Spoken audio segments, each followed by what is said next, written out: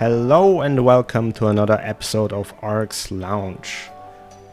Today we have Zeo, the lore keeper, as our guest.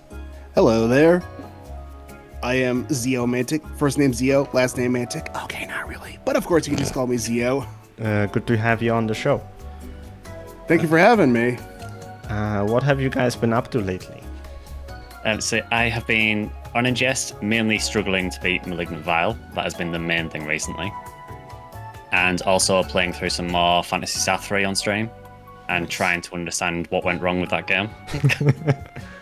Yeah, you showed a clip recently. That game has really good writing, apparently. It's amazing, yeah. The best writing I've ever seen. Yeah, that is about everything for me, honestly. Just a lot of NGS and a little bit of Phantasy SEGA. I have been redecorating my room a little bit. I don't know if you're gonna be able to hear this on the audio, but I'm moved my desk to the living room, mainly for the sole purpose of connecting my PC to my TV. So now I can play PC games on my TV. Oh, nice. Because otherwise the TV would see very little use. Also, I got the Switch too, so I've been playing a lot of Pokemon Scarlet lately. Because the game actually runs well now and looks pretty decent. Oh, does it actually run decent on the Switch too then? Yeah, it runs at locked 60 wow. FPS, so it's actually presentable now. But yeah, also the frame rate fixes some of the minor issues, like the load times between battles or command inputs. Like on the Switch one, sometimes you can press a button and then wait like 10 seconds before anything happens. Well, I'm being hyperbolic, but that's how it feels. And on the Switch 2, so far I only had that happen like once. And I'm pretty sure that's probably an emulation error. Also, my neighbor's dog is barking. I don't know if you can hear it. Faintly, but it's all good. He wants to be part of the ARKS Lounge. Yep. ARKS Lounge. Yeah, exactly. ARKS Lounge. What about you, Zeo? What have you been up to? Oh, let's see. Fighting Vile like all the cool kids. As for drops, well, I'm going to defer to a certain scene in the movie Spaceballs. I think you might know the one. We ain't found shit. Yes! Yes, exactly, that one! So, I just wound up buying a Crest Wand. So, funny story behind that. So, one day, I think it was like last maintenance, it was like the Tuesday after Violet had come out. Cruising the shops looking at Crest prices. And I stumbled across a wand. It was like 220 mil. I was like, damn. So I come back a couple hours later. It's down to like 189 or so. So I'm like, damn, still too rich for my blood. So I look again, like 5 or 6 hours later. It's all the way down to 139 million or so. So I'm thinking, let's see if the seller's on. Let's see if we can't make a deal. So I shoot him a whisper, and lo and behold, they're online. I basically say, yo, will you take 115 for that wand? I know this is kind of a big low ball, but I have a feeling the prices are just going to go downhill here with PSO2 Day coming up and the RDR thing. And then they were like, can you meet me in the middle at 125? I was like, I don't know. Then they fire back, okay, 115 it is. And I'm like, score! So yeah, that made me very happy.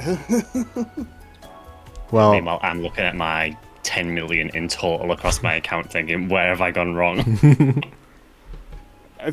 I got pretty... I think I got pretty lucky off of the last couple support scratches since I mostly play, Tekker and Slayer. So I used what I needed, then sold off the rest. I'm still hanging on to a couple of Ratty and Lars range capsules should a gunblade ever come my way. Also, on the topic of Cress, I feel like I probably lucked out the most out of anyone. Because I actually got a drop. I got the TMG on like my 6th run. And I sold it for 100 mil. So That's what's up. So and then I waited strategically for the prices of the weapons I do want to drop, and I got a wand for 50 mil. And then I messaged someone who had the only Talis left on the market board, like, hey, can you go down to 50 mil? And he said, yeah, sure. So I got a multi-weapon for 1 drop in Vial. Nice. Also, speaking of Vial, our guild leader has made a fantastic artwork of me blasting Vial in the face with a Barenzion. I'm gonna show it. It is extremely good. Yeah, they recently started to draw again, and I think they have talent. So Yes, yeah, definitely. yeah. Absolutely, it looks dope. Yeah. Also, they drawn my cake really well. That's the most important part. Of course. So let's see the recent developments. So the PSO2 NGS store opened. Not for us European plebs, unfortunately. Yeah, us filthy Europeans. Us with our euros and whatever local currency we have. Like pounds? Isn't that a weight? Have you tried using it, Zio? No, not yet. I'm glad to see they finally rolled that out, though, since JP has had a direct means of buying ARKS cash since the giddy up. Yeah.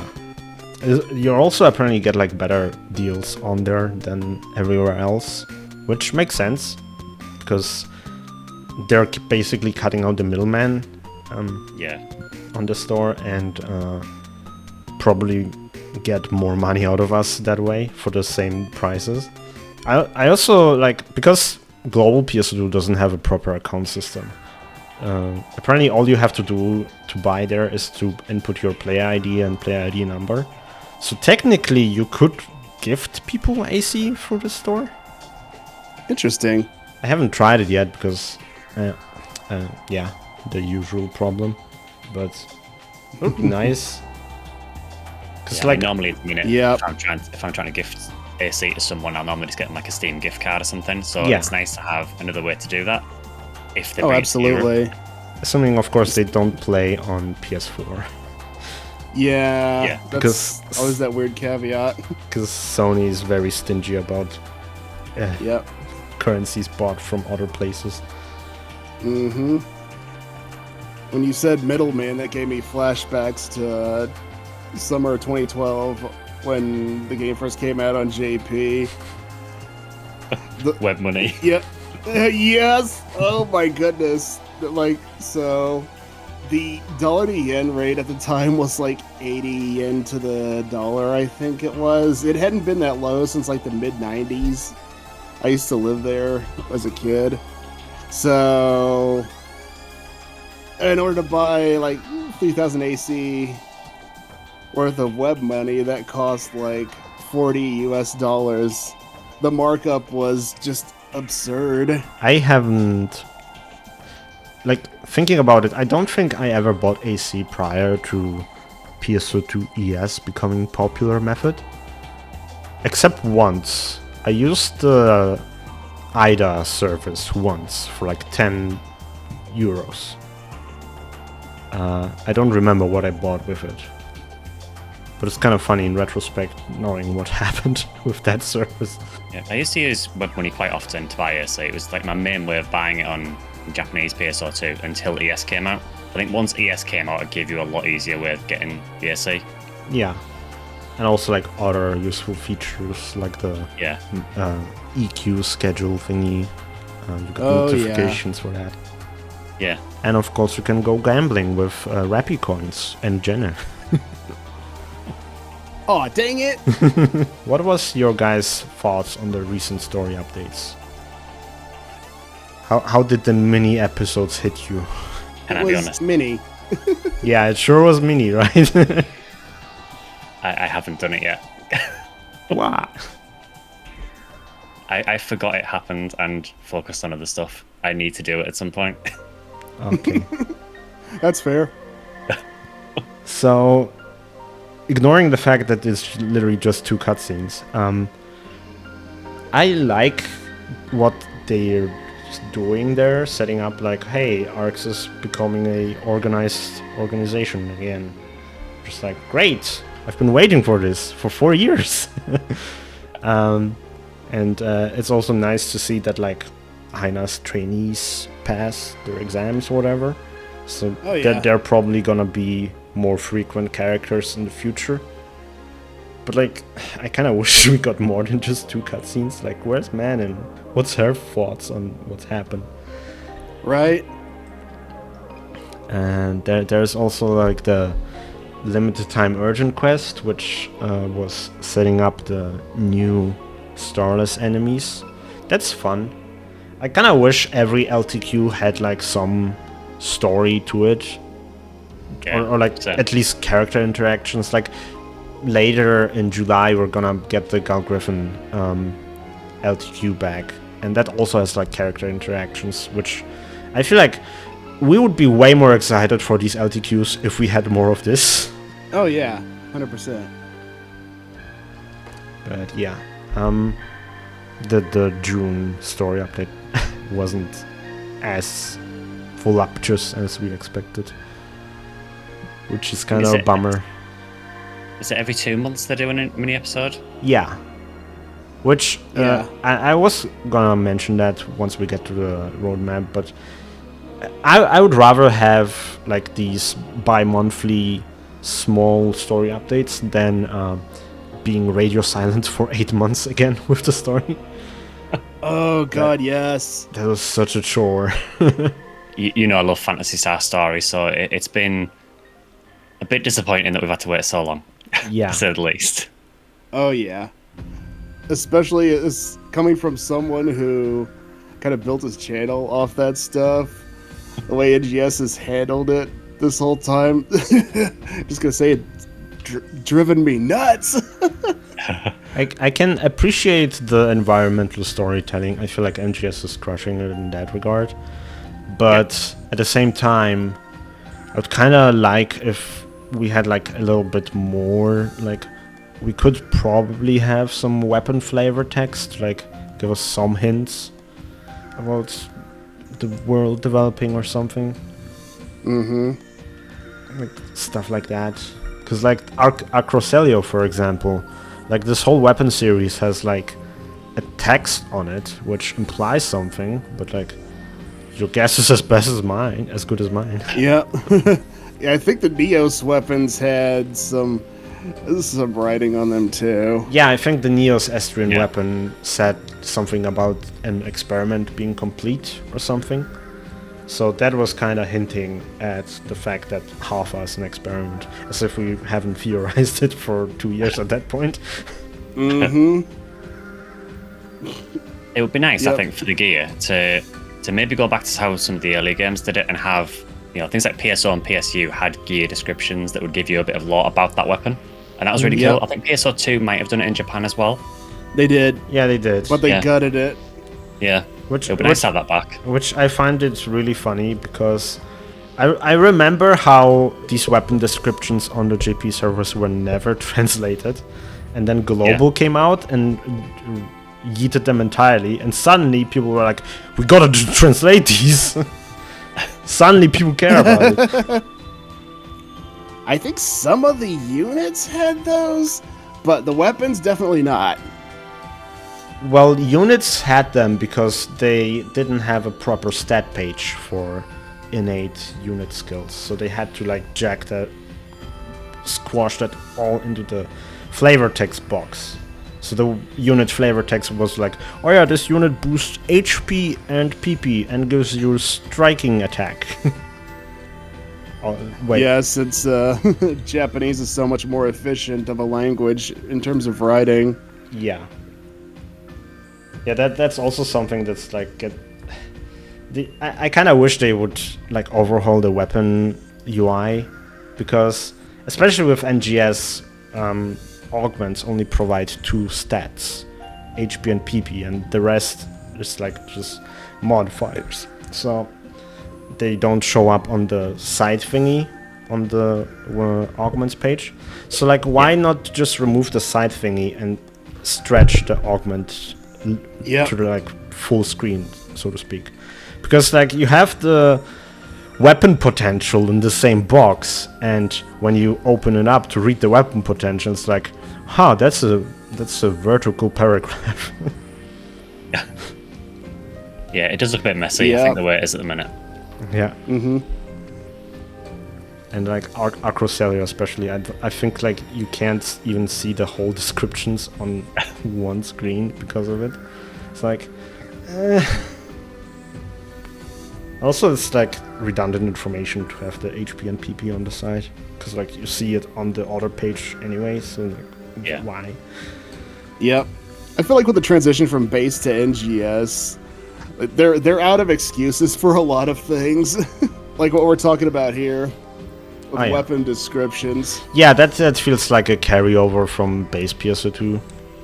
And I also wouldn't be surprised if a lot of issues with NGS are just so hard-coded into PSO2 that they can't change it anymore.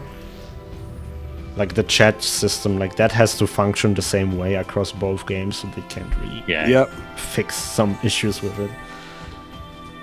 I suppose it's like an inherent problem, isn't it? If the games are linked together, it has to work on both games, so they're kind of stuck what they can do. Yep. It's almost like an FF14 1.0 to present day scenario. A lot of this stuff they have they're handcuffed because of 1.0. Yeah, there's many issues that game faces. Like, for example, the friends list is a nightmare over there.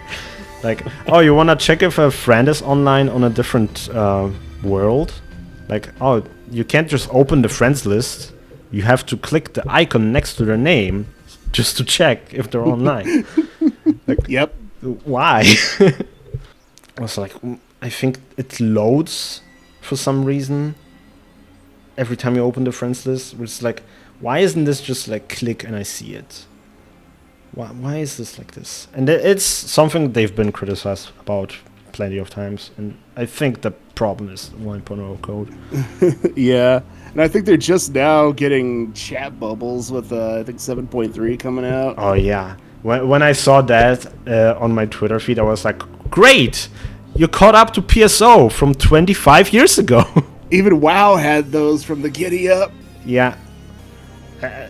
I feel like chat bubbles is such a simple thing. Like, you don't even think about it as a feature until it's gone. Yeah. Because I remember when I was playing Final Fantasy 14 very actively, the first thing I did was I set up sound effects for my chat, just so I have like some feedback of someone messaging me. But the thing is, you can't make a sound effect for general chat. So every time somebody would type in general chat, I would just straight up not notice it. And I feel like new players suffer from this in general, because there are so many stories about people grouping up together to do like Ifrit normal mode or the first dungeon, and the tank forgets to enable his tank stance to get aggro generation, and people type in chat and the tank just never notices it. It's like, great, chat bubbles could fix this really easy. Yeah, SEGA 25 years too early. Yeah. Or ahead of their time, depending on how you see it. Yeah. Also had symbol arts and like auto translation, which good old word select. I love word select. Drain yellow element. So one thing I wanted to talk about today is how NGS finally reached the 8 augment slot and what it could mean for the game. Because if you guys remember, PSO2, prior to reaching like late super hard, early extra hard difficulty, the loot kind of sucked, and a lot of it probably had to do with we haven't reached the end game difficulty yet. Because like Yeah. extra hard especially was like, it was introduced in episode 3 and was basically relevant until the very end of episode 5. So, Yep. So yeah, I think with the 8 augment slot, we're finally reaching this point where they finally can start giving us rewards. Because otherwise, what would happen is, like, imagine Dark Vault's Aegis rank 1 would have like 30 X cubes per drop. Well, now we power creep it with the 7th and 8th augment slot. So now the quest takes like 5 minutes and it drops 30 X cubes, so what's the point of ramming rank 2? I feel like that was like the main issue with loot for a long time, so maybe with the 8 augment slot now they can start balancing the loot properly. Because what was the loot on like very hard for urgent quests? Terrible, wasn't it? Yeah, I mean, yeah, but like at 11 star if you get lucky, maybe a 10 star, and then you go to extra hard or super hard and you get like 30 X cubes, which directly translates to money. Yeah. So even if you didn't get the chase weapon or chase armor, you still get something. And I believe this is like the point where we can start seeing that with NGS. And I would say that Vile is already showing that, because like we find it has good loot on launch. We don't have to wait for a UQ re-release for it to happen. Right. I also, my condolences to all the gamers who bought Ultia Domina for 60 mil. Like, that price tanked like crazy. Oh, yeah. This is why I never buy new augments. I always wait. I didn't expect them to tank this hard. I was like, maybe Vile will drop like 3 Joindia and like 1 of each of the high Domina capsules. But no, he's straight up 5 clears and you get your Ultia Domina, which is like, wow, okay. I suppose maybe they were doing it because Vile is one of the more difficult pieces of content. Maybe they thought we'll make it a bit easier to get the augments because less people will clear it. I don't know about that, because like the previous Dark Vaults were also very difficult. Like on the very first version of Dalian, I remember being stuck on it for like 4 hours. Okay. So, but like Dalian didn't have loot, I would only do it for the weekly task. I think they rolled out wing guards around that time. I mean, yeah, but like, good luck getting it to drop. Yeah, there was that too. I also wonder if in the future we're gonna get like some of the weekly exchange shops limits removed, especially for the X-Cube shop. Because now it's like the perfect time to say, okay, you can exchange as many X-Cubes for Alpha Reactors as you want. And suddenly every quest that drops X-Cubes is like way more worth playing. Yeah. So that would be nice. Honestly, I would like them to remove those limits, mainly for the rare drop tickets, because I think they're in the X-Cube shop as well. For the 100% rare drop tickets. Yeah. Yeah, Because for sure. I think you're limited to, is it 10 a week? Yeah. Which is not enough. It is not enough if you want to play like daily a lot. Yeah. Or, well, let me put it this way: if there is a urgent quest that drops something you want, then just popping 1 RDR for that quest isn't enough of an excuse, because you only get 10 a week, and Yeah. you usually run an urgent quest more than once a day if you log in for longer periods of time. And usually the gap between UQs is longer than an hour, so you only get 1 quest per ticket, which isn't very optimal. I have 88 boosts right now because I don't use them. There isn't really any reason to use them except Vile right now. But I would also like if it was like not limited, because then if I need them I can just buy them in bulk. Like the X-Cube shop, I think like worked perfectly in PSO2, so they could probably bring it back. Also, bring back the shop pass in the X cubes. Well, in PS2 it was like by proxy, but you could put a shop pass in the X cube shop for like 100 X cubes, and people would love it. Right. So hopefully that's going to be their thing on the agenda moving forward. We are getting rank ups for the Retem urgent quests in July. So wait, is it July? Yeah. So Yep. I guess we'll see how the loot in that quest changes and if it's an indicator for the quests moving forward. Like if both quests start dropping like 10 X cubes per clear, I feel like that's going to be a good sign that X cubes are probably back. Yeah. I'm very excited to run. Well, I'm excited to run Solus, not so much the mine defense one.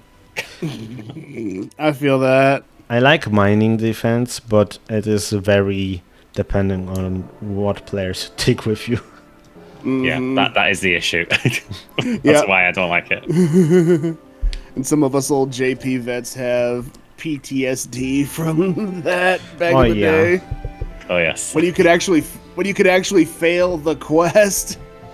Yeah, I remember like mining defense 4 especially was really bad because not only did you have to run it to get your Austri weapon, you also needed to run it to get your orbit weapon. And I wanted both back then.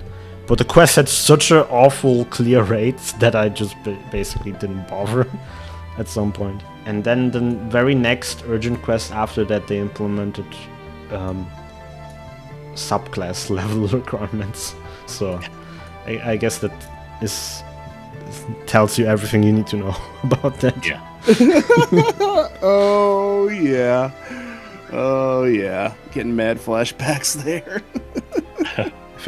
I think that also caused expert blocks to happen, which is another can of worms in and of itself. Headline happened.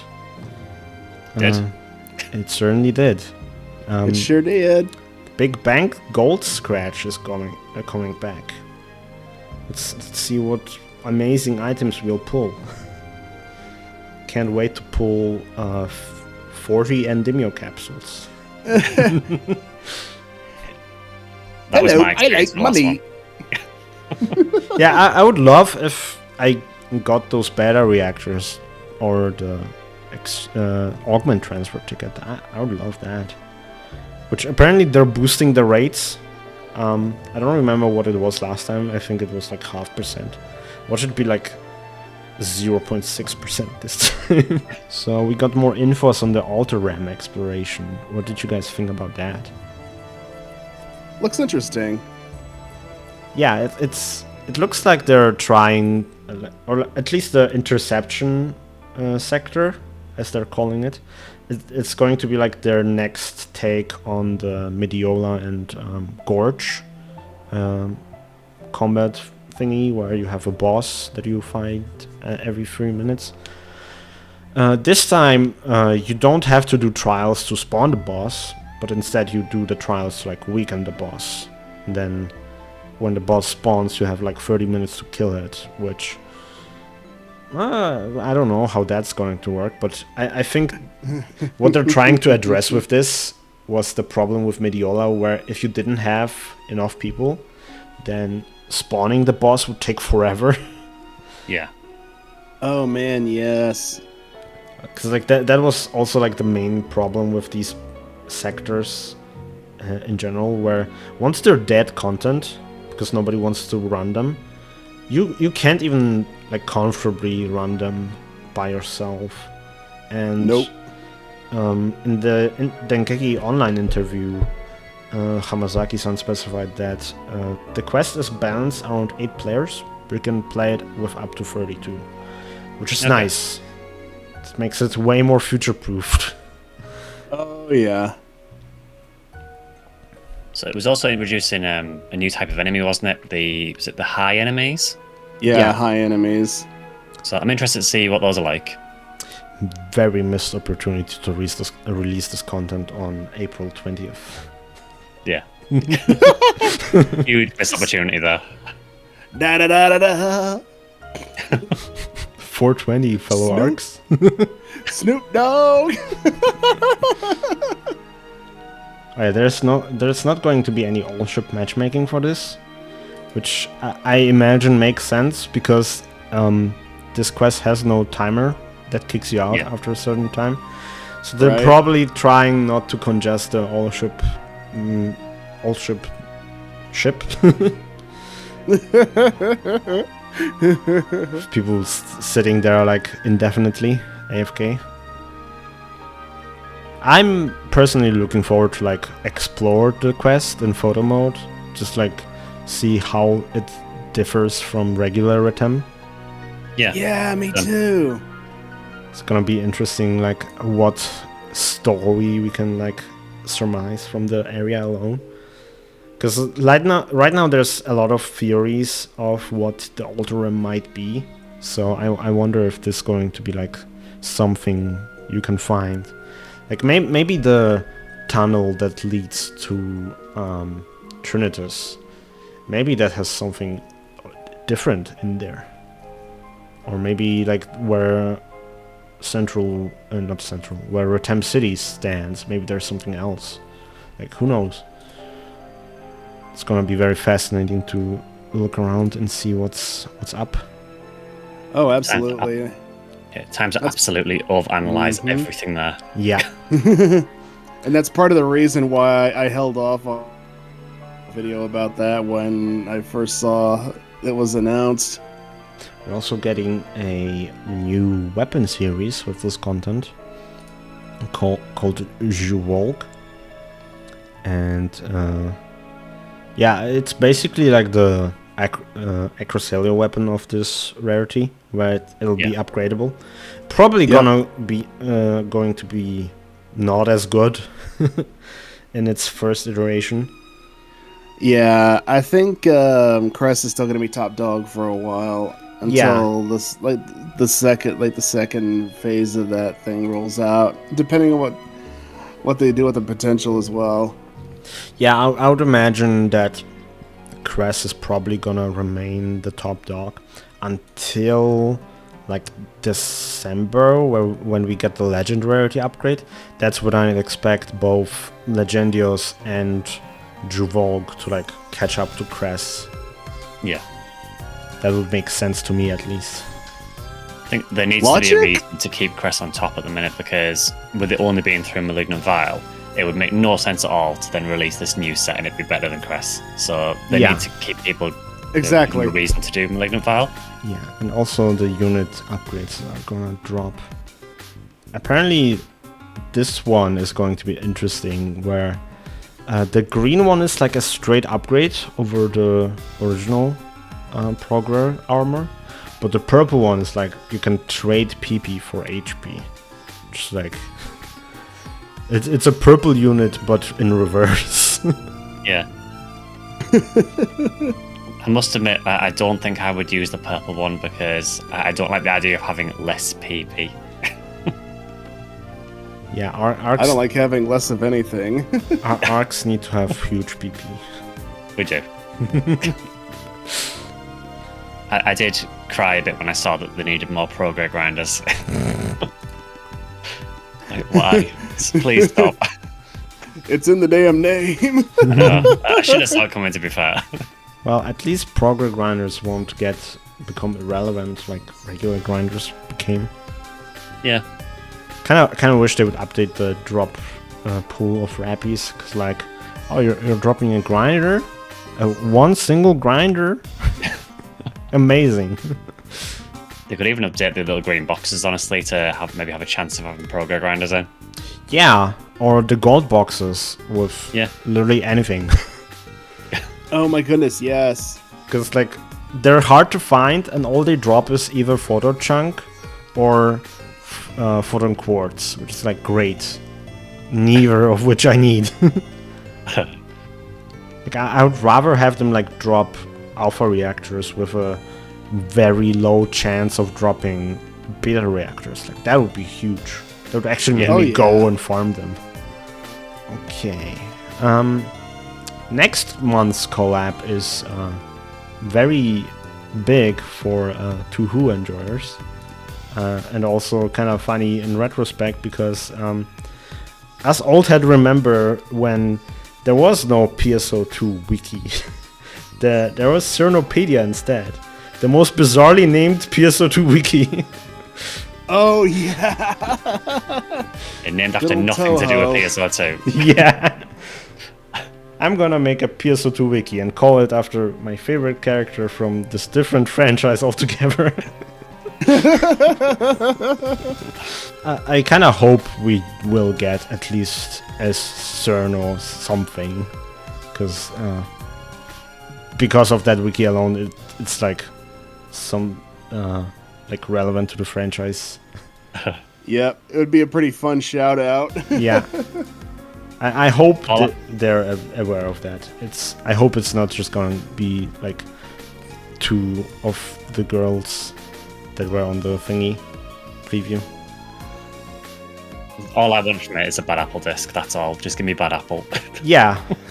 Also give us like an emote for Bad Apple, just so we can Yes. contribute to the meme of Bad Apple running on everything. Never played any of the games, but I know they have some pretty banging soundtracks. Yeah.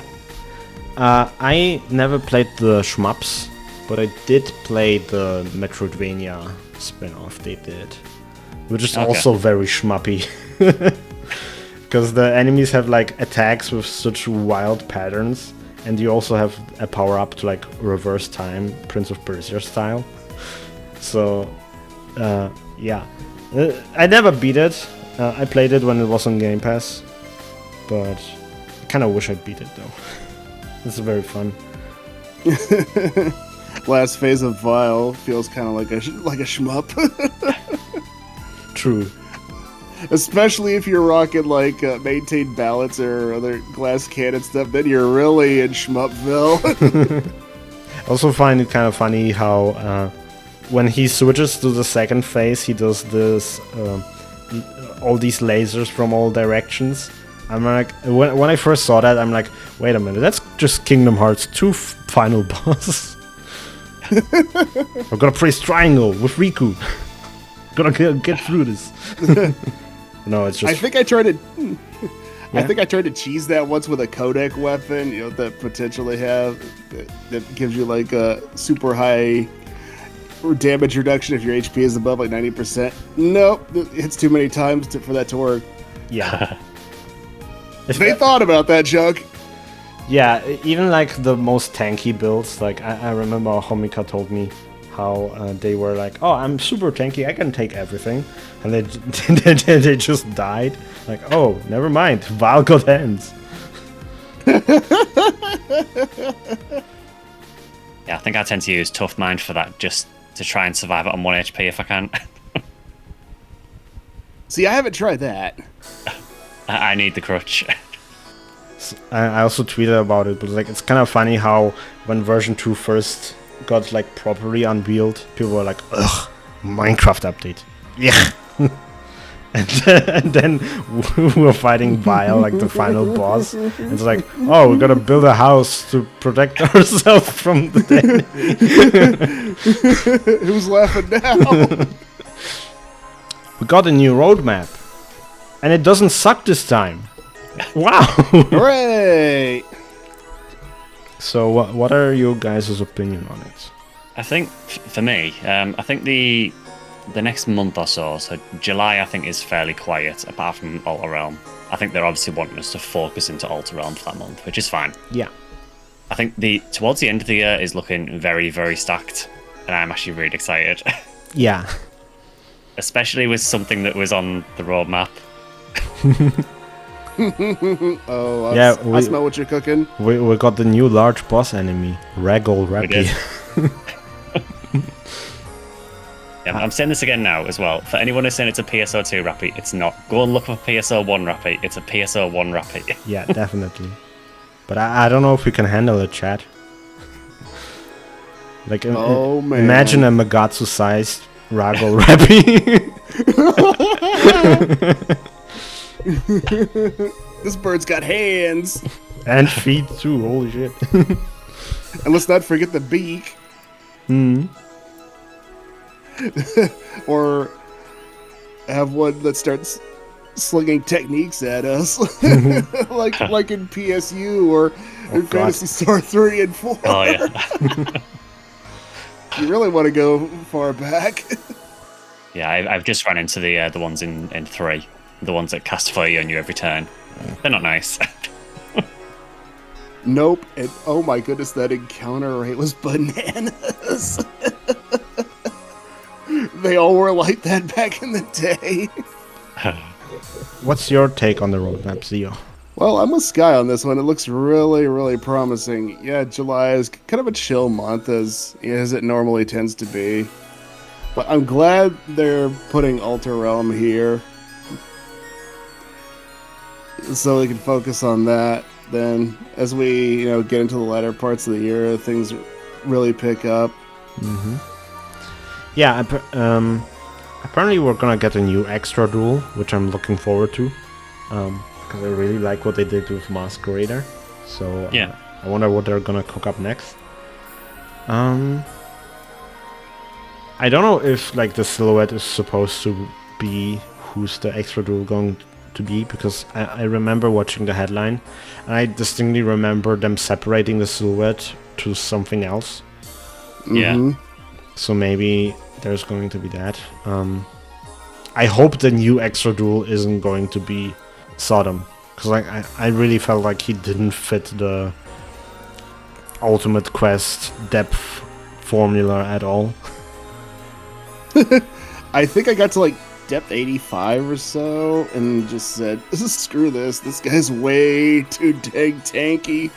I actually beat depth 100 on it, but it's like it's the most boring 100 depths I climbed, because he's just a HP sponge. He doesn't hit hard enough to be dangerous, so the only thing he's doing is providing knockback, which it sets me back in DPS a little bit, but it's annoying. It's not like threatening. And then in depth 100 compared to 99, he gets like 25% more HP, and so I'm like, ugh, it was already taking 10 minutes, guys. So yeah, I'm not.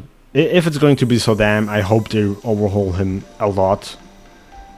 But personally, I would prefer something new. Yeah, it kind of looks new. I can't really make heads or tails of that silhouette.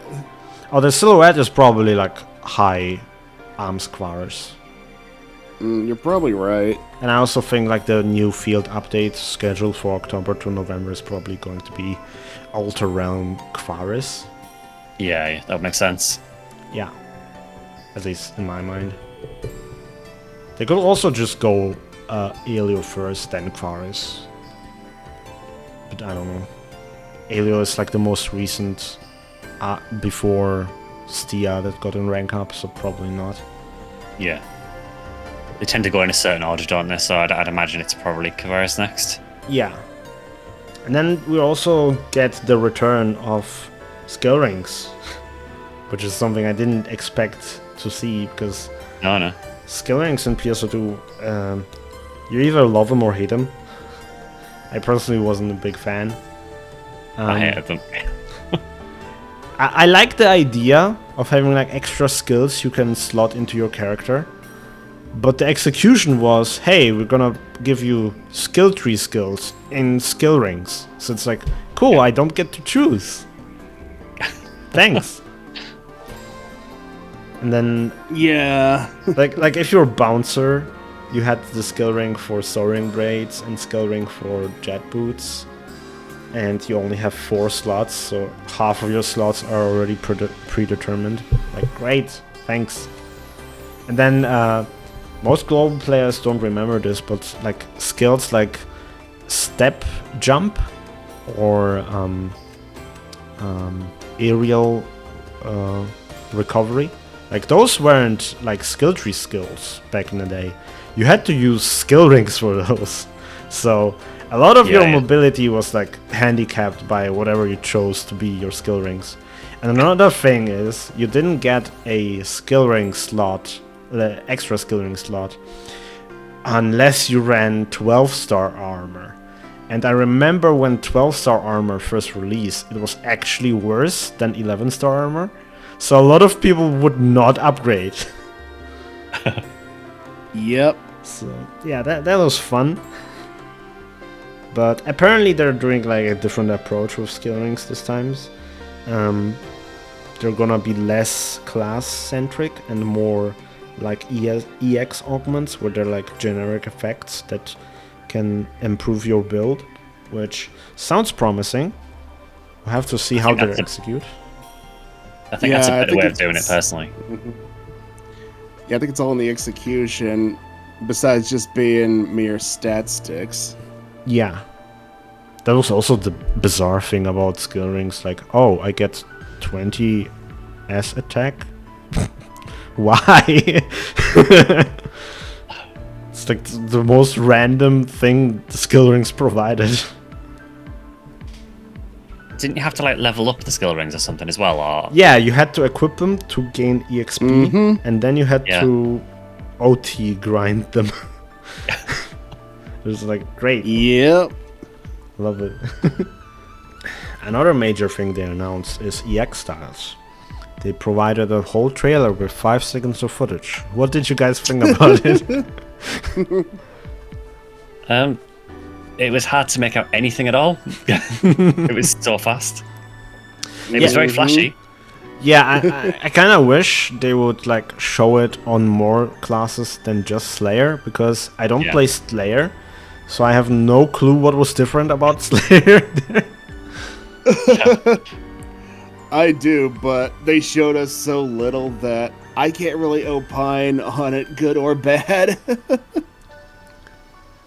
Yeah, apparently like people went frame by frame through that trailer, and some noticed that some particle effects look like they have a fire themed animation. So maybe we're getting elemental weapons back through EX styles. God knows if that's true. Apparently we're gonna get 3 styles on launch, and they're planning to do more later. And each style will have its own skill tree to level up, which sounds pretty nice. It means we're gonna have something to grind for again. Like Dark Blasts. Yeah, basically. Yeah. Except this time they're like enhancing your character instead a form that's still not as strong as just using your weapon. Didn't they say as well that they're wanting the EX style to kind of function like a third job? Yeah, basically. Like a third class, yeah. So I'm interested to see how they actually implement it and what it actually does to your character. I also wonder if it's going to be like Guardian Advanced style. Yeah, possibly. Yeah. I wasn't familiar with that at all from Western PSU, but when I play PSU on another server now, and getting to grips with that has been a massive task because it's so complicated. Yeah. Yeah, I think they stopped level cap at 180 for PSU, then they switched over to that as an alternate progression method. Yeah, so... I gotta give them props for experimentation, though. Yeah, definitely. I do like that they're not just doing the same thing that PSO2 did. They're also like expanding. Apparently, like the EX styles thingy was originally conceptualized as a 11th class. But they quickly realized that only like 30% of all players ever bother with new classes. So they rather invested in a system where everyone gets something out of it. I will say it does surprise me that only 30% of people try other classes. Wow. That sounds mad to me. I know, right? I tell people to do that all the time. Anytime I come across a new player, maybe comes into my stream, like, oh, which class should I play? This and that. I was like, dude, try them all. See what you like. See what resonates with you the most. Like, I play my main the most, and my main is Tector. But, like, I feel like EX styles are, like, sorta a band-aid for the subclass system being underwhelming. Because, like all subclasses really do, apart from equipping new weapons, is like 2 passive abilities, and that's it, which is very boring in terms of customization. Yeah, they don't carry as much weight as they did in base, or even in other games like Final Fantasy XI that had a system like that. Yeah, so I could imagine EX styles is like their solution to that. Like, those aren't classes, those are styles, and they probably have like generic skills that apply to all weapons. So yeah, we'll have to see how that works. Yeah, and moreover, I think they're trying to avoid another Hero Mania Episode 5 situation when the hero was just so ridiculously overtuned to where it obsoleted the other 9 classes. I think they're trying to stay away from that situation. Yeah, because that was also like the main problem with PSO2, because I feel like they made Hero because they realized the subclass system in PSO2 was too fucked to balance. But the solution to that shouldn't have been to abandon the classes entirely. Yet the funny part is, Phantom, Etoile, and Luster could be subclasses, but Hero couldn't. Yeah, they could because of the backlash to Hero. But they never went back to make Hero subclassable, which is a shame. But in retrospect, it's also like maybe for the best, because like I remember certain classes became really degenerate with the Luster subclass. Like Bouncer Soaring Blades. Oh, what do you mean? I'm just spamming weapon action and getting enough hits in the duration of my Photon Blade Fever to like reset the cooldown and continue spamming this one ability. Fun gameplay for the whole family. Yeah. And then after Etoile came out, like the balance team basically forgot that Tector uses wands, because wands started to be balanced solely around Etoile. So if you wanted to like actually do damage as Tector, you had to abandon wand and play Gunblade, Tector, Luster. It was like great. I love playing my main class weapon. Wow. Like I don't think I would have cleared Sodam depth 100 on wand, and even people who are like speedrunning that stuff, they're also like barely clearing on wand. So, I remember watching like a clear from someone who's like really good at this quest, and on Tector Luster they cleared in like 10 minutes.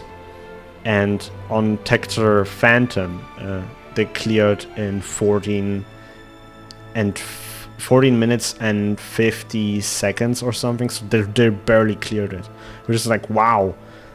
It's sometimes when you look back, it's like, how did you guys leave PSO2 in that balanced state? Yeah, I wasn't around for the Luster part, so I never experienced how broken Luster was. Yeah. That's also like what we talked about on the first episode. Like, yeah, there are some things in NGS that are very poorly balanced. Like Gunner shouldn't be as weak as it is, but this pales in comparison to how unbalanced PSO2 was. To be fair, though, they did say, didn't they, that I think they are looking at rebalancing Gunner? Yeah, but I hope this is more than just the chain stuff they announced a headline ago. I hope this also brings a little bit potency updates. I feel like Gunners would really appreciate that. Yeah, definitely. Okay, so yeah, December through January we have a big question mark. They also didn't set it, but like they're collabing with a SEGA game. I have no idea what. We're oblivious. My wallet is ready. I also do wonder what they're gonna do with that, because it's obviously going to be PSO 25th anniversary. We have the Ragdoll Rappy, we have a big question mark, which is probably like a boss to celebrate the collab anniversary. Probably that Olga Flow. That'd be so nice. Give us Olga Flow. Dude, let's go. But yeah, it's a pretty safe bet. It's gonna be PSO1 scratch, and yeah, I'm probably gonna whale the shit out of that sucker. Oh yes.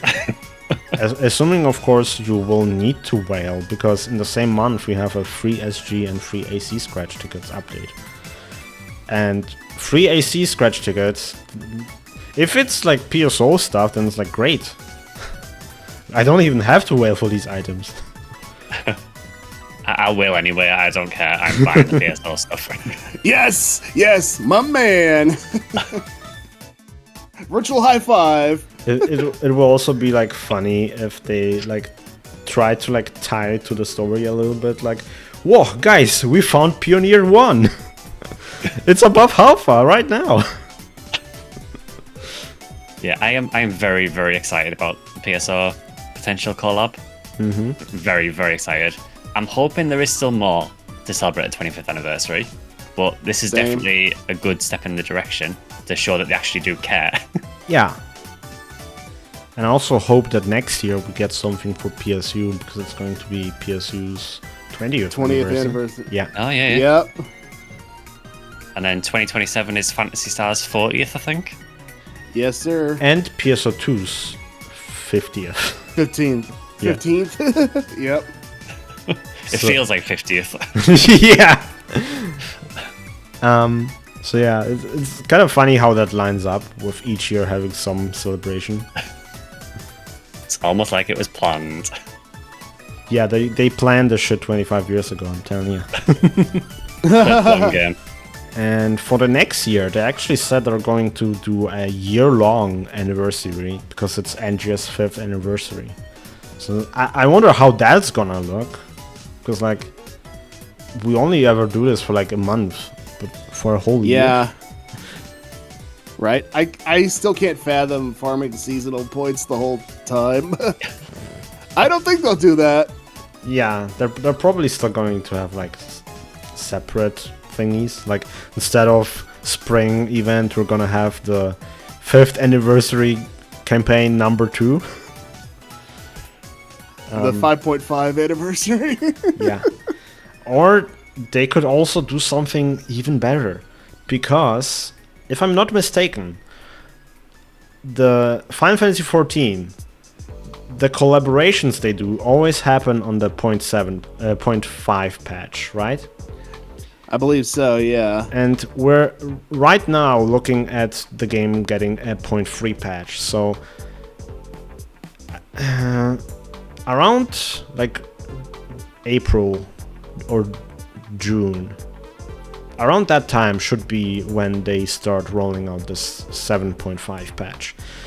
So it would be really funny if they actually did the PSO2 collab this time. Because Joshi P went on record saying that they'll revisit the collaboration with PSO2 if PSO2 becomes available globally. And we have been for 5 years now, and we're still waiting. Keep your promise, Joshi P. You're a good guy. Yep. Funny you mentioned that, because I think there was like a FF14 content creator around the time that Shadowbringers came out.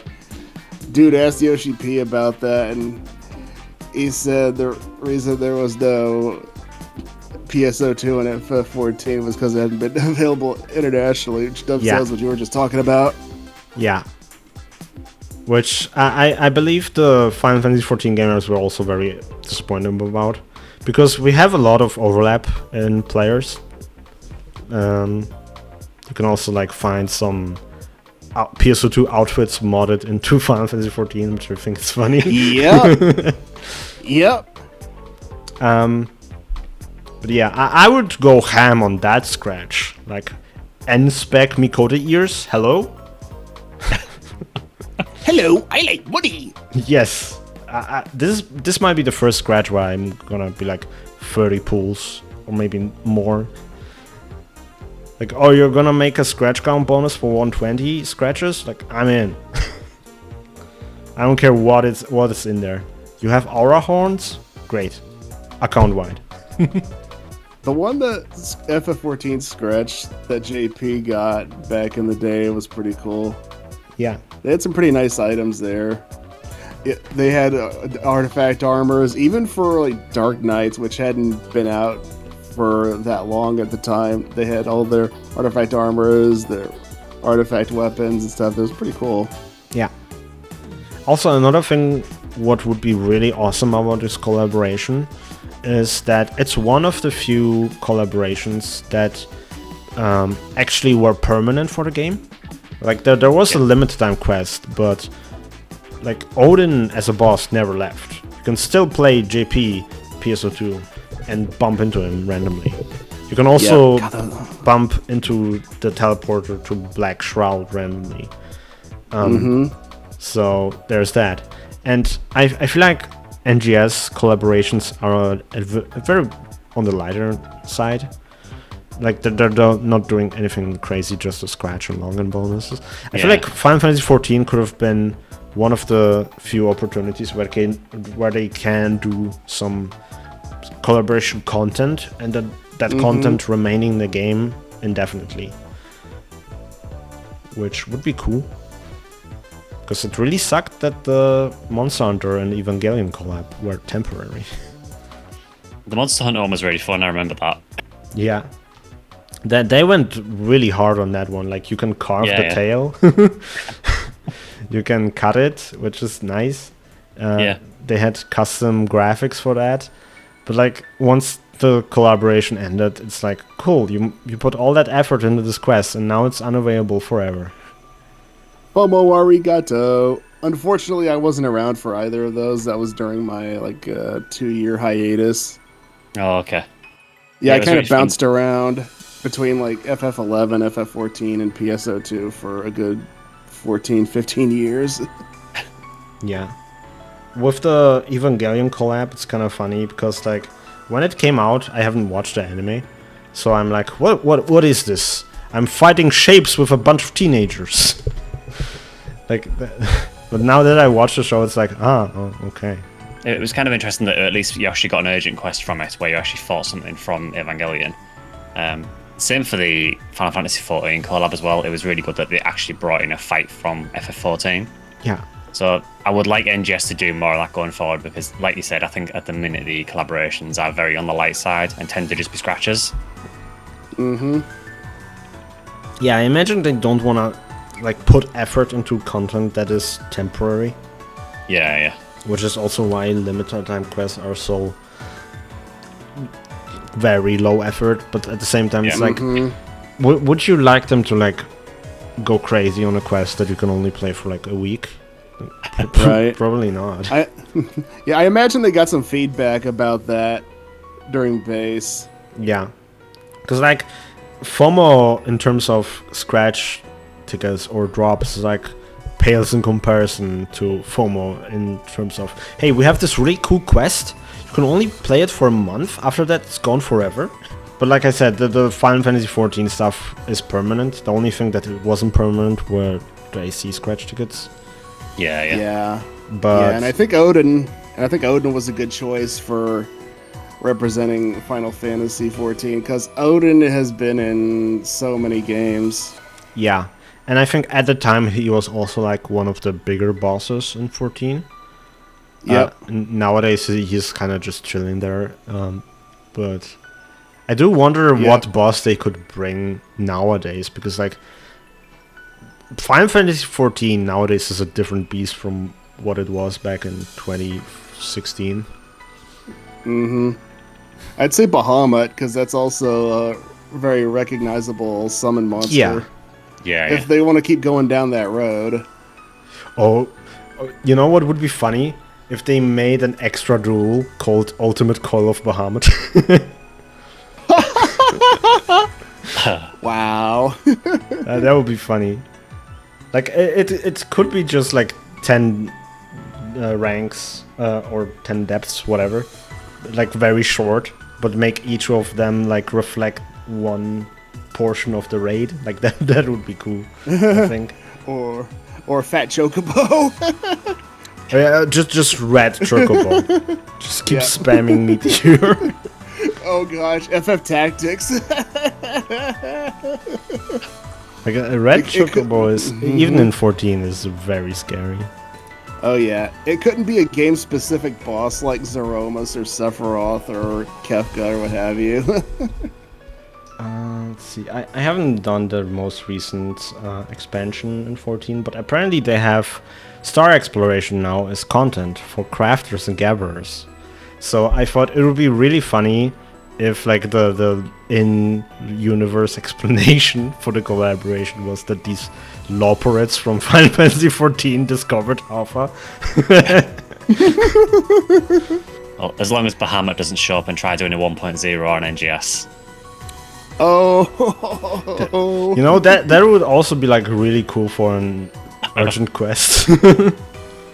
Except this time we win. You're not wrong. Because we were better than those Final Fantasy 14 guys during 1.0 era. Defeat Bahamut or you lose NGS. I feel like some people would lose on purpose. I think a lot of people would, yeah. to be honest. Oh my goodness, can you just imagine all the vitriol for the social media posts and the YouTube videos? You know, speaking of Bahamut, I was kind of thought of something this morning. Like, if so few people clear, like, the ultra hard standing quest, like, what if they put in a little extra dialogue for those who did, like, whatever story quests that come up? That would be cool. Yeah, kind of like how I think it was Heaven's Word, where if you beat like the Bahamut coils, there's like a little bit extra in one of the cutscenes in the Heaven's Word main story, if I remember right. Yeah, if you beat the ultimate call of Bahamut, I think Alice is referencing that you did in Heaven's Ward. Because she's like gone throughout the entire expansion, and she only returns at the end, if I remember correctly. So, yeah, that would be cool. But Final Fantasy XIV has a lot of that, actually. Like, if you do Shadowbringers on a healer, for example, remember that scene at the beginning where this one dude gets like hurt when he's having an audience with the fat guy in Yulmore? And Valkyrie. yeah, and normally Alphinaud is the only one healing that guy, but if you're playing a healer during that cutscene, you also heal together with Alphinaud, which is really cool. Oh wow, I never knew that. I don't play healers in those games, but that's And- pretty wild. Yeah, and in Endwalker they went even further, where during that portion where you're gathering all the people together in Alamigo, the Gridanian folks, when they talk about you, they're like, "Oh, you're this guy, our best white mage."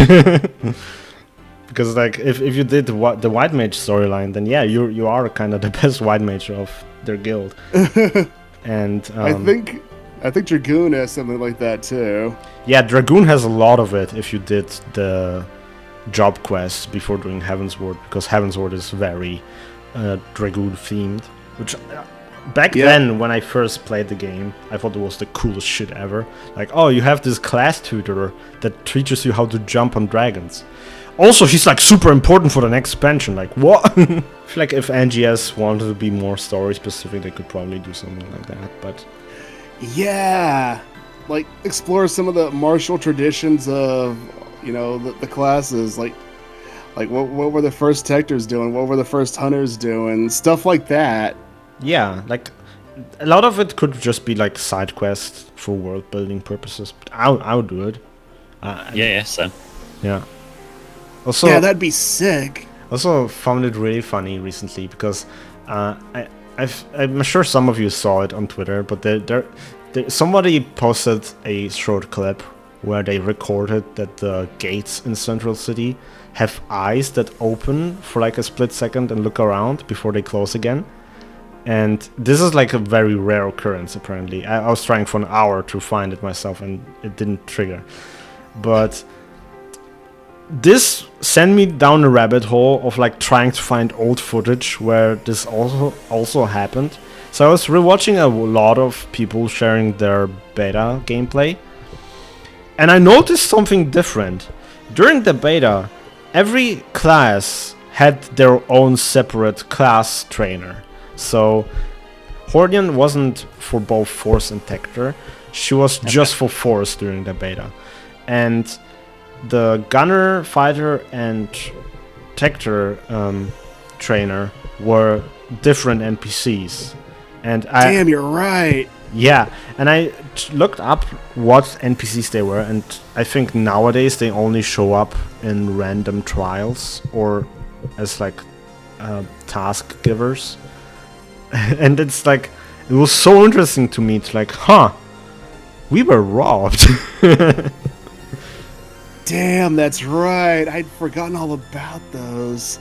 I wonder if they did that just to try and simplify things for new players, maybe. Just try and keep the number of NPCs to a minimum. Yeah, probably. I could believe that. But also, us global players never got like the first betas that JP players got. So it was quite funny to see like how the menu was actually very different during the first beta. Like the top row that we have right now, it was smaller for some reason. But I can see why they did it, because like the top row is like the less important one. Yeah. But it still looks so awkward because it's like, I don't know. But yeah, I didn't find any footage of these eyes opening anywhere. Apparently they have been a thing since launch. I've never seen them. So. Me neither. But that kind of makes me wonder, like, how many of these tiny Easter eggs are there that have just never been found? Because, like, you always hear some people complain that the game feels loveless or soulless. And, like, what if we just haven't found the soul yet? Because somebody clearly thought about animating these doors for no reason. And you don't do that when you don't give a shit. Exactly. So we only got 2 questions this time, which is already less than usual. And one of these 2 questions is a simple yes answer. Like, it's annoying. It's annoying how boss enemies' HP gauges aren't always displayed during quests. Can you fix this? Sure. Thanks. Sure. Yeah, okay, fine. Thanks. Honestly, those boss health bars should have been there from the giddy up, even in base. For me, it doesn't really bother me too much. I think, again, because I play Monster Hunter, I'm kind of used to things not having health bars, so it doesn't really bother me that much. But, I mean, it doesn't take away anything, I don't think. Yeah. I think they should probably go further with the bars and, like, give us a proper physical and elemental down bar. Because it's very difficult for us tech users to, like, optimize downs when we can't see when they happen. It's like, yeah, definitely. At this point, it's like a vibe. Basically, you just need to feel when it's gonna happen. Like with Vile, that thing's very giving with the elemental downs. Yeah. Like if I'm say on Slayer and another friend of mine is on Tekker, like I'd love to have that little bit of information so I can plan out when to pop my overdrive and when to pop my PB. Yeah. Stuff like that really helps. And it's like so weird because we have a break gauge, we just don't have the down gauges, which is very weird, very inconsistent. Yeah, the other question was, you can't skip the quest clear animation sometimes. Are there any plans to fix this? And yeah, they plan to make it so that the trial clear animation is skipped when it's the trial that completes the quest, which is nice. And second, they plan on making the reward menu appear and open way faster, which is nice. It'll definitely make extra dual quests way more bearable, because like that was the biggest complaint with normal dual quests for a while. Like, we clear them in 30 seconds, but the quest completion animation takes like 40. Like that. Yeah, I think that's not super fun. Right. I think they only went with 2 this time because they wanted to focus on Hamazaki in the roadmap. Yeah. That's the impression I got. Also, speaking of the roadmap, the guy they used for the voiceover had the smoothest voice I've ever heard. Oh man, did he ever? Like he sounds like Jesus. Like holy shit, the calmest person alive or something. My man sounds like he'd been doing that his whole life. Yeah, I do feel. I think with this headline, I think they deliberately made some sections a bit shorter so they could fit that part in.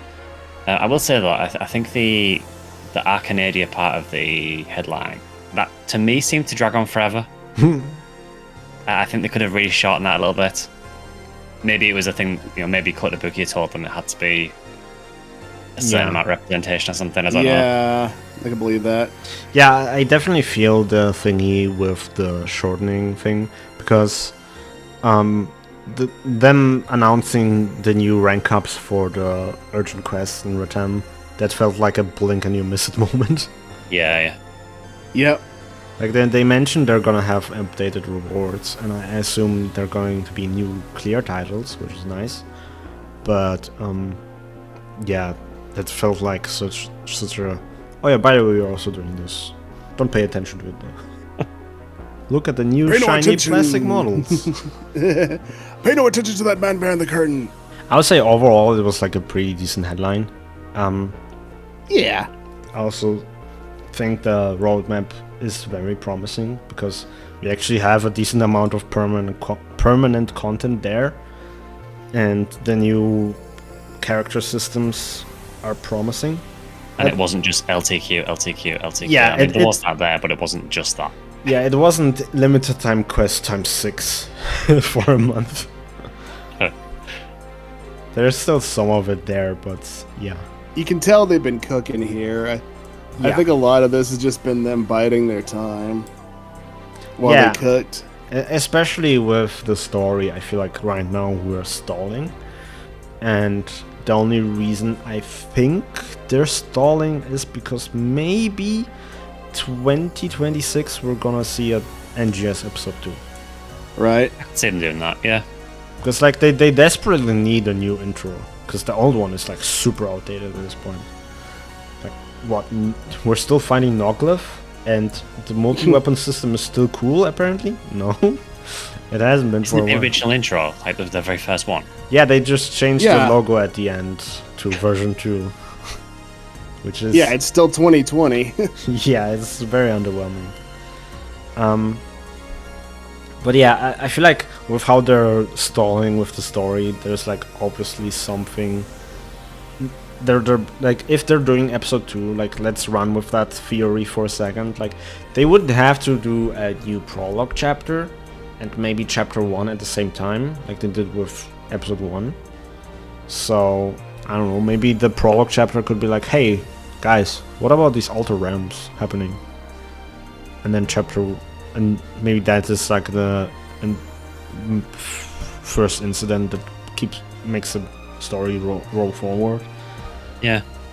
But then also it's like obviously we're like at the point where PSO2 was going into episode 4, and episode 4 was like the start of a new trilogy, so to speak.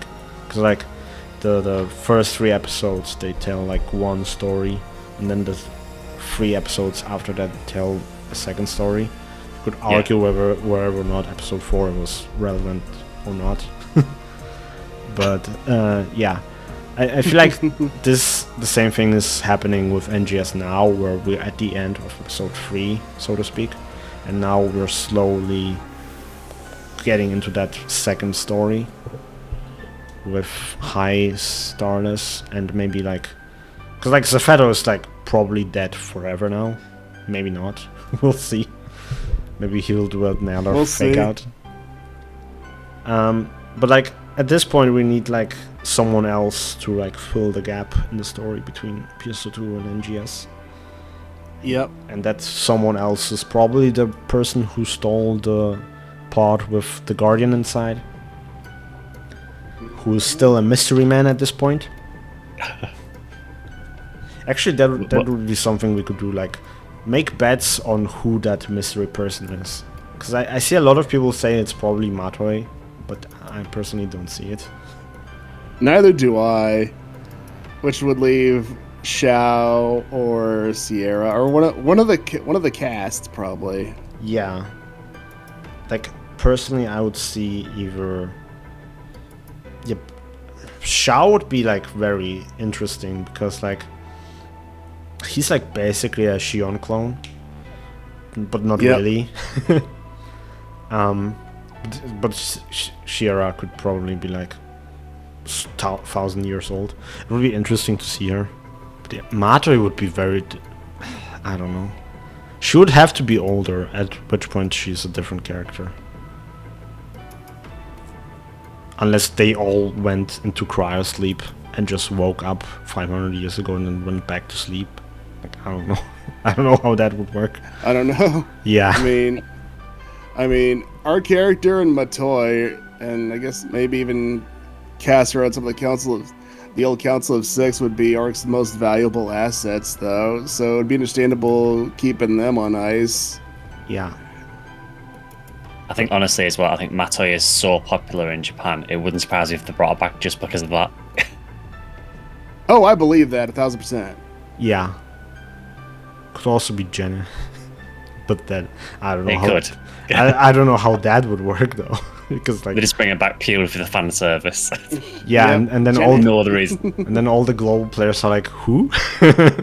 Because we never Jenna, had... who? We never had PSO2 ES. Nope. I think she made a cameo in Idola? Yeah. But so did Luther and Lisa. Mm-hmm. That's also like something that it's kind of in the limbo now, because like it was implied that Idola is canon to PSO2, like some 1,000 years in the future. So it would be very interesting if it turned out that Idola is actually what remained of Oracle after it was destroyed by Stardust. But at the same time, that art book for Idola never released, so we'll never know. Right? Yeah, but if I had to choose, I'd probably go with Xiao or Shira. Or it could also be like a whole new character. It was me, Dio, all along. Buda, buda, buda, buda, buda. You weren't frozen, I just used Zawardo. Yep.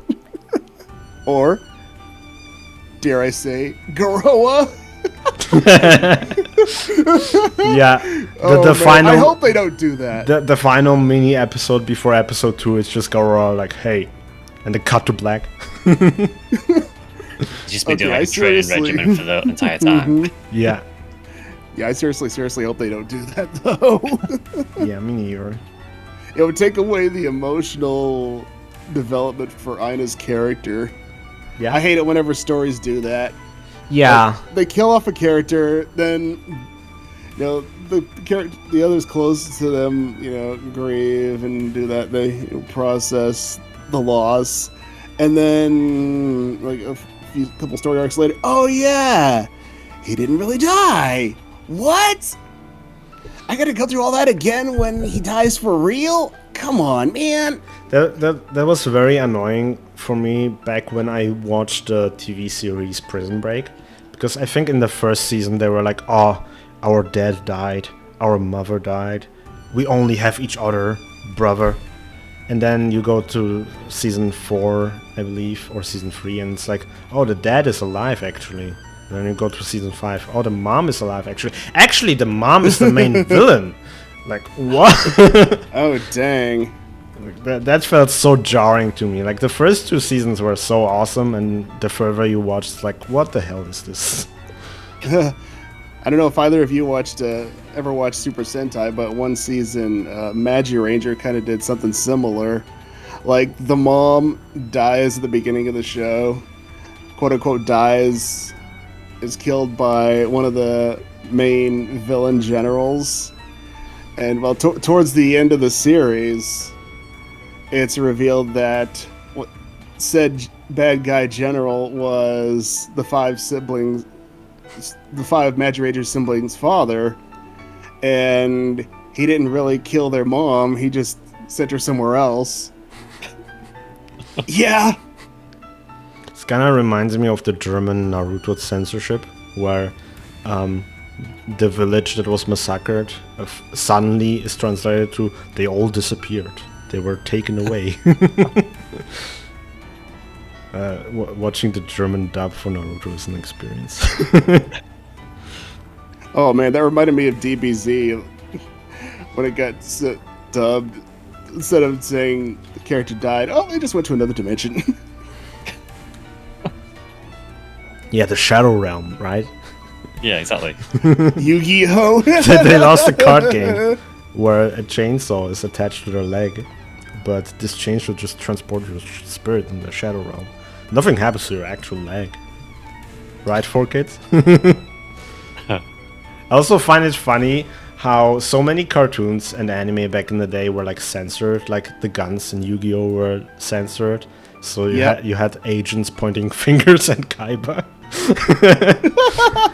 but then you have Digimon where it's like, oh, hello, Tiny Timmy, here's a gun, let's play.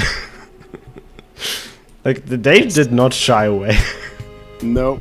And never mind that a lot of special shout out to the UK version of TMNT, where they changed it to Teenage Mutant Hero Turtles and took away all the swords and replaced them with wooden sticks. Oh god. Oh yeah, no nunchucks for Michelangelo either. Oh no, kind of nunchucks, not loud. They're Wii nunchucks. Just a Wii mod. You interrupted my Wii Sports session. Or instead of Contra, you guys got Probotector. They turned all the humanoid characters into robots. Yeah, that's not confusing at all, because they also changed like the nameology a lot. So Contra 2 suddenly is called like something else, and then after that you have Probotector 2, which is like Super Contra. It's like what? I think it was Contra and Super Contra. Then it got renamed to Super C over here. I think because the whole Iran Contra thing was happening, or had already happened around that time. And then Contra 3. Yeah, gaming in the 90s was confusing as fuck.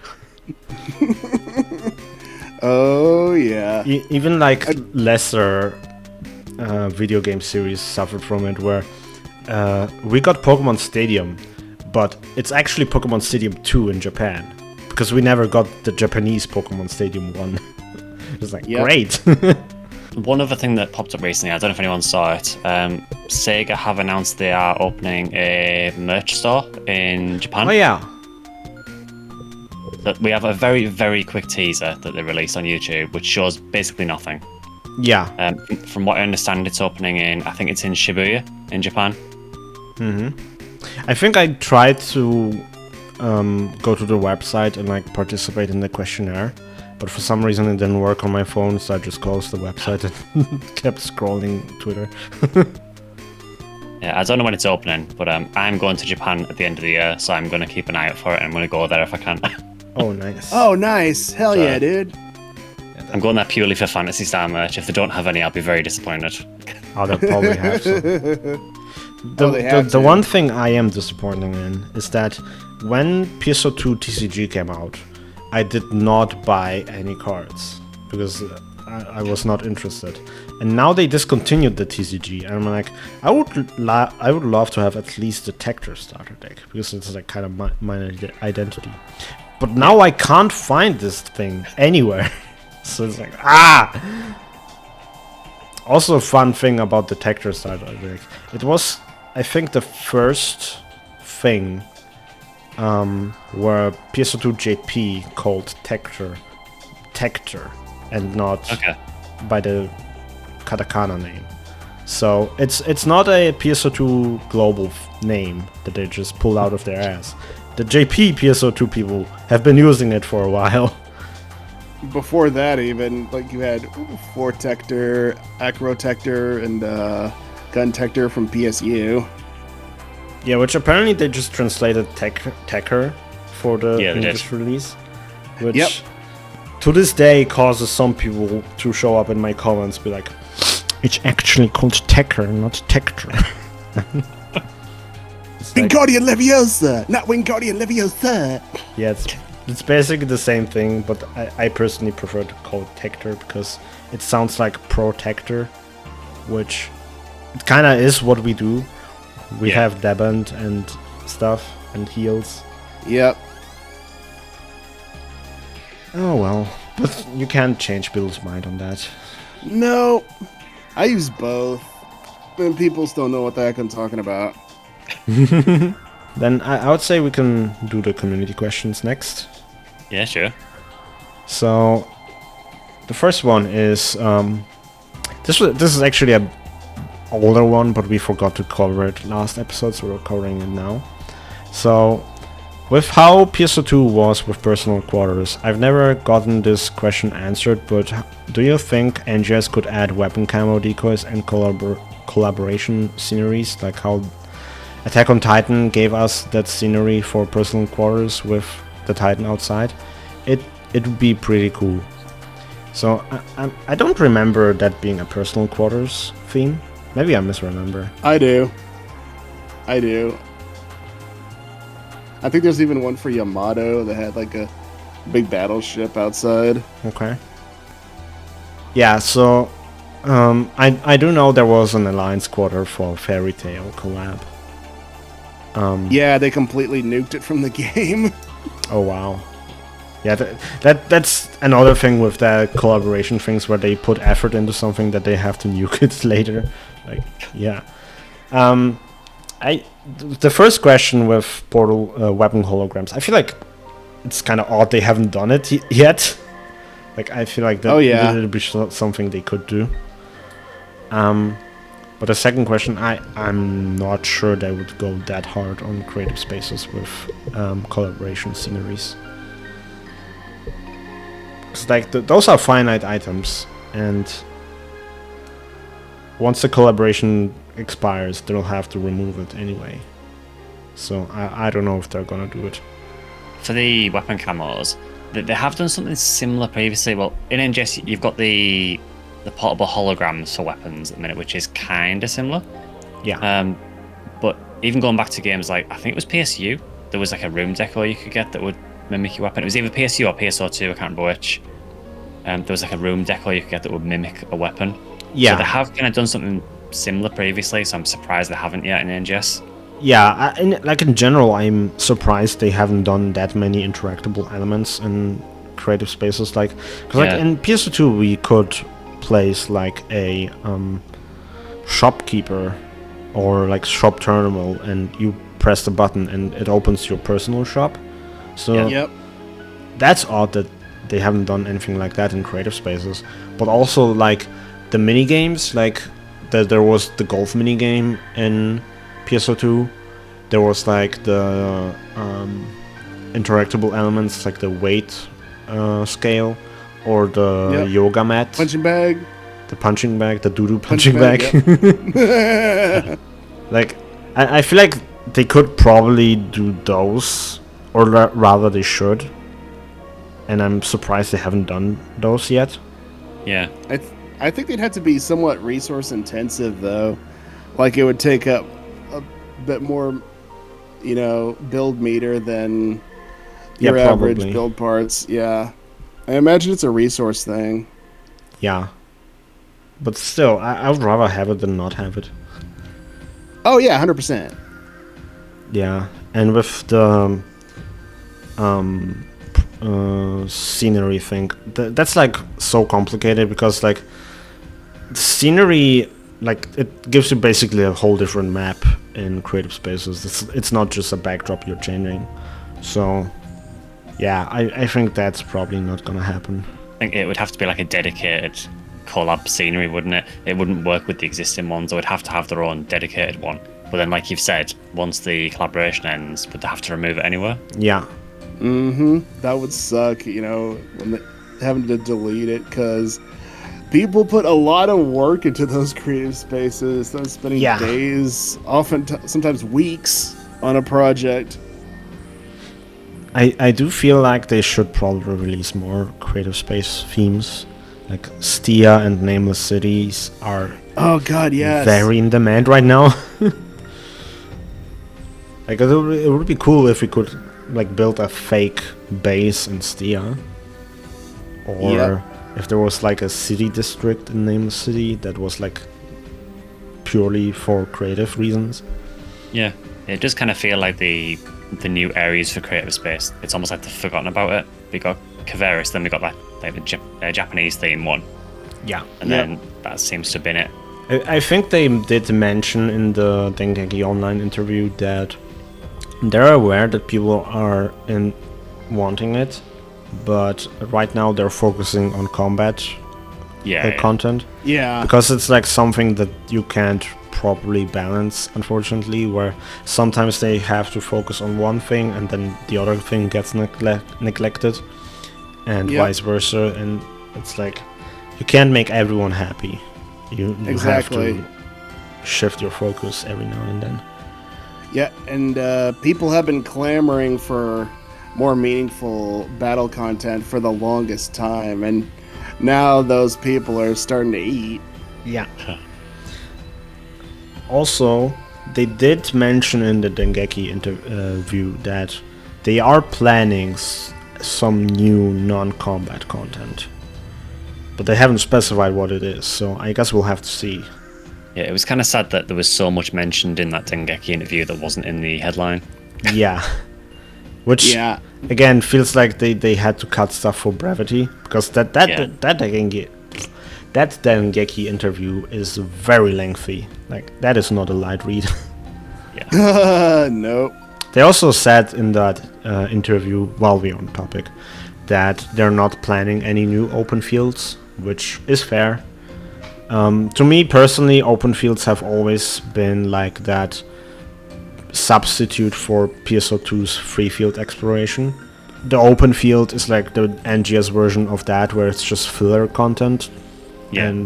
And with the roadmap, it feels like they're going the route of giving us more instance content, which is fine, because the ultimate quests were also like, in terms of function, they basically were like the extra hard version of free field before the episode 5 renovation, but they were separated in their own category in the quest menu, so I feel like this is them doing that again. And the next question is, hey ARKS Lounge, do you wish SEGA could have gone live with the Ultra Realm in June rather than July to make the update feel bigger? Like in the game's first year, when the biggest updates with new fields were every 6 months in June and December. So I personally feel like they did it this way purely because they wanted us to focus on Vile in June. Yeah. And it would be very distracting if you had to do Ultra Realm and Vile at the same time. Yeah, definitely. And Definitely. also, I feel like this would probably have to force them to push the limited time urgent quest either to the prior month, which would then make June feel less of a content month. But also, like, the way they did it feels a little bit more spaced out. And another thing in the Dengeki interview, they mentioned that they're planning the content in a way where they're not releasing big chunks anymore like they used to, because they run the problem where people will ignore certain content over others based purely on efficiency. So on the roadmap right now, we see in August they plan a Ultra Realm combat sector. So if they release that and the interception sector at the same time, people would probably ignore one or the other based on what is more efficient to farm.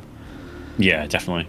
So they stagger their release like that just so that every piece of content has their 5 minutes to shine. Yeah, smart of them to do that. Especially going back to Vile and the 13-star weapons. It would kind of be a slap in the face for those farming Vile to have another 13-star weapon series be out at the same time. Yeah. Also, like, because like I know that Juvolk weapon is not going to be as strong as Cress, or rather, I assume so. It would make the most sense. And they didn't say it's stronger, so I assume it's not stronger. But like, it'll definitely like take away a little bit of attention from Cress, Like maybe people would be less willing to invest into Cress if the upgradable weapon series was available at the same time. Yep. It'd make vial queues a whole lot worse, too. Yeah. Take away that incentive. Let the people who are willing to get in there, learn that fight, get those clears, have first dibs on those rewards. Yeah. I also find it very funny that Hamazaki-san mentioned that like the hard content only has like a 10% clear rate. Yeah. Because it essentially means that us who beat it are the top 10% PS2 NGS gamers. Well, but considering you carried me through that, I don't. I wonder if that's for both sides, though. Yeah, I do wonder. I would imagine he's probably thinking of JP first when he makes these comments. Oh yeah, for sure. It's very possible that Global is probably teetering more on the 5% part of the 5 to 10% clear rate. Oh my goodness. Some of the runs I've been in, oh yeah, I could believe that. I dare say that number would be lower. Yeah. But it kind of... He also mentioned that it's kind of working as intended. Because, like, they do not want the high difficulty content to be cleared by everyone. And yeah, exactly. Yeah. That's the point of it. Yeah, it's the prestige that comes from being a capital G gamer. Yeah. So I think for me, regarding the release schedule, I think if they did bring Ultrarealm forward to June, then they would have to find something else to pad July out. So it kind of doesn't resolve a problem. Then you have July with nothing. So you'd still have to bring something else forward or knock something else back. Yeah. Mm-hmm. Fill that gap. So I think it's fine the way they're doing it, honestly. Yeah. Yeah, I hope that answers the question. And thank you for submitting them. Yeah, thank you. Thank you. And if you want your questions and screenshots be featured, don't forget to use the hashtag ARKS Lounge. But yeah, that's about it for this episode, I would say. Zeo, plug your channel. Yeah, please do. YouTube, Twitch, Zeomantic. So I stream Mondays and Wednesdays, 7 p.m. Pacific to about 11 p.m. PSO2 NGS, of course, some retro stuff. And on the YouTube side, of course, talk about PSO2 and also do like retrospective gaming videos. Like the most recent one I put out was for the original PSO. Yeah, I watched that one. It was really cool. Yeah, that was a fun project. Oh my goodness. I worked on it on and off for like 9 months. Oh, wow. Yeah, I just had like waxing and waning motivation to work on the script. Like, oh, work on the script some more. Okay. A few days later, oh, work on it some more. Chip away, chip away, chip away. Yeah, I'm currently myself thinking about my next big project, where I think I want to make a video covering the development history of NGS. Because there's some breadcrumbs here and there on Bumped and other places where it's like, oh yeah, this in retrospect this makes sense, but I don't know if it's enough to make a full video out of yet. Yeah. Oh man, Bumped was my lifeline for working on that PSO2 anniversary video. Oh yeah. If Bumped didn't exist, I don't think I would have been able to finish that project. Yeah, there's a lot of stuff that is like so poorly archived, and then you have Bumped, the fucking meme with Mercy from Overwatch reaching to their hand out. I still had to go to Japanese websites for interviews that use Google Translate to get some things. Yeah. Yeah, shout out to Bumped for being legends. Yes, shout out to Ricardo and other contributors. Yes. Speaking of live streams, the next headline is going to be very awkward for us global players. Yeah. Because I don't know how many caught it while watching the English stream, but the next headline is only covering the first half of August. And the reason for that is that in Japan, they're going to have a live broadcast for the second half of August and the first half of September. And the reason for that is that at the same time, they're going to have an in-person event over at their headquarters where 200 players can play September content early. So, Oh, wow. yeah, that's going to be very awkward for us global players. Right? Yeah, Yeah, I'm not a my fan of how they've done that. goodness. yeah. They also have like an Yeah. exclusive Twitter screenshot campaign where you have to dress Aina, Manon, and Dozer in different outfits, and they're gonna show that in their live stream. And the reason for that is that the voice actors for these characters are going to be guests during the live broadcast. They're also going to have a drama reading, which I hope somebody translates. Because the fact that they're not doing this translation officially is a very big bummer. Unless they do plan on doing that, and we just don't know it yet. The only thing I can think of is that maybe they will translate it and then upload it at a slightly later date, translated. Yeah, I believe that. I can already see all the Doom posters being like, what? Only half a month? They're clearly running out of content. Oh, They're getting they've given up on global. desperate. Yeah. Oh, man. It's always a trip reading some of the Steam reviews of this game. Yeah, some of them are just copy-pasted from 4 years ago. Yeah. Yeah. like some people will complain about NGS replacing PS2 like it's a recent development. Like, no, that's been like half a decade ago, guys. Move on. Yep. I remember I used to read bad NGS reviews, and I would try to get into the writer's headspace, like how I imagine they would sound if they were to speak those words out loud. Like the ridiculous melodramatic voice. Like, you'll get a positive review from me when I don't have to use 160 gigs of hard drive space to play Blackjack.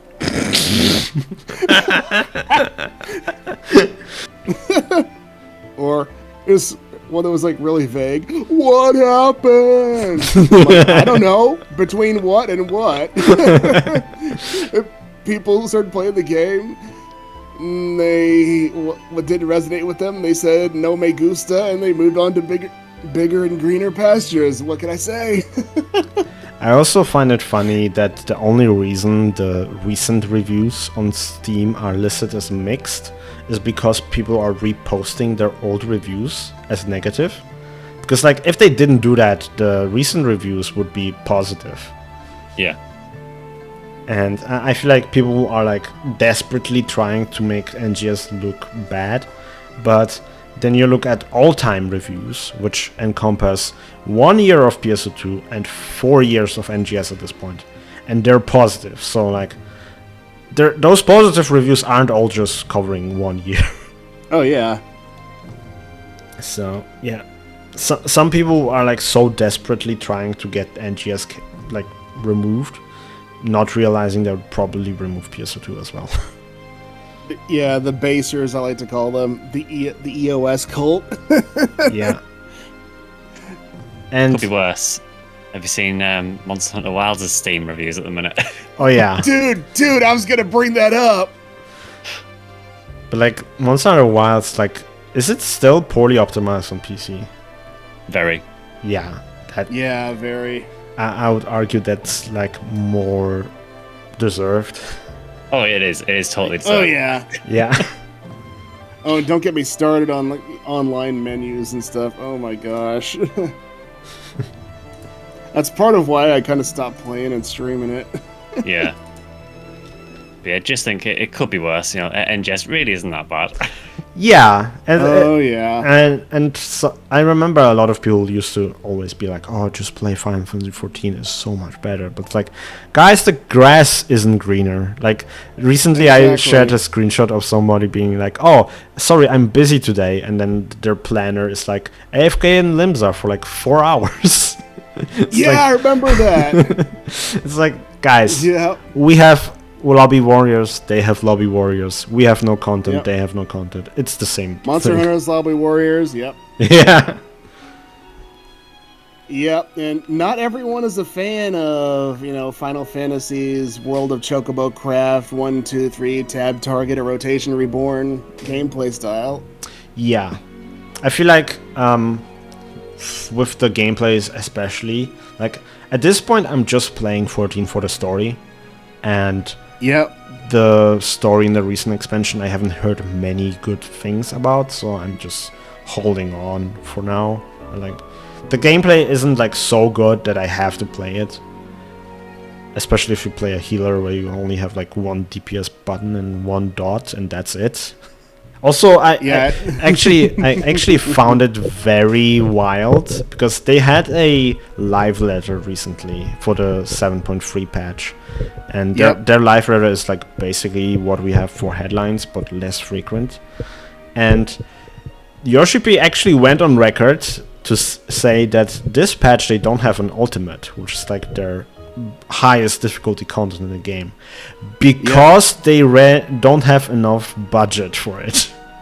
So if Final Fantasy 14 doesn't have enough budget, then how is NGS supposed to have a budget for more content?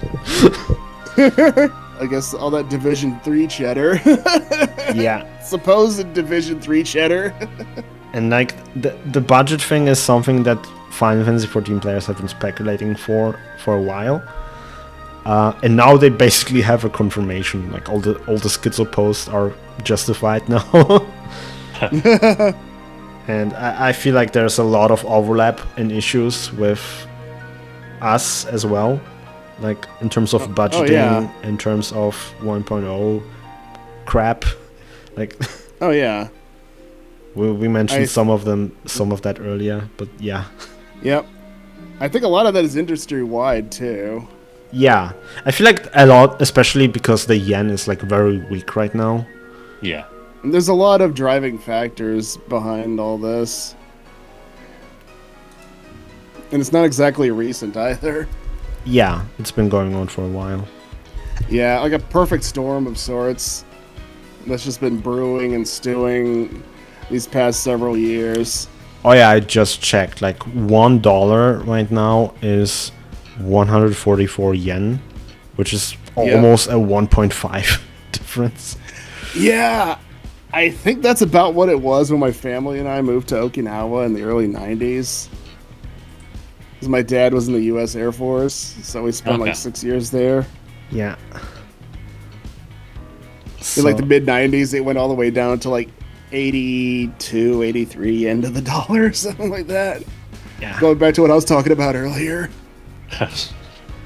Yeah, so that's also probably why they're doing the NGS store right now. It's just like min-max their income a little bit, so they can hopefully afford more content. Because I feel like the devs would love to make more for us.